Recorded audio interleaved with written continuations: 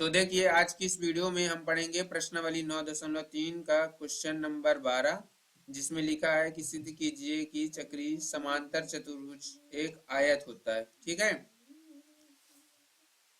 तो पहले एक चित्र बनाया हमने, एक ये वृत्त बनाया, इसमें ए बी सी डी का एक समांतर चतुर्भुज बनाया।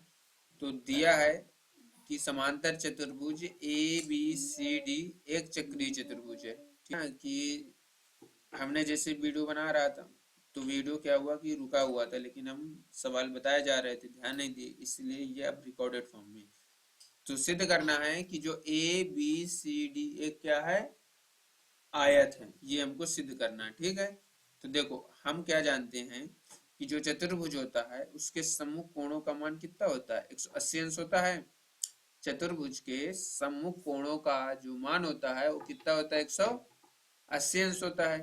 तो कोण ए प्लस कोण सी बराबर 180। तो क्योंकि कोण ए का जो सम्मुख कोण है वो कोण सी है और कोण बी का जो सम्मुख कोण है वो कोण डी है। तो ये सम्मुख कोणों का जो योग होता है 180 अंश होता है, और जो सम्मुख कोण होते हैं वो क्या होते हैं, आपस में बराबर होते हैं।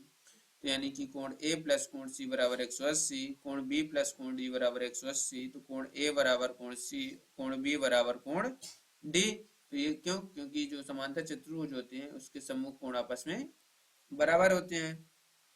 तो कोण ए प्लस कोण ए बराबर 180। तो कोण एक तो 2a हो गया बराबर 180, कोण बी प्लस कोण बी बराबर 180, तो 2 कोण बी बराबर 180। तो 2 से 180 कटा तो 90 आया, 2 से 180 कटा तो 90 आया।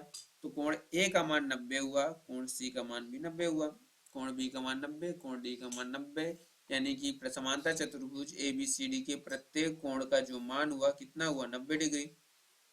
तो अतः ए बी सी डी क्या एक आयत है, और क्योंकि आयत का प्रत्येक कोण जो होता है वो समकोण होता है, इसीलिए जो ए बी सी डी एक आयत है। और इस प्रकार हमारा 12वां क्वेश्चन कंप्लीट होता है।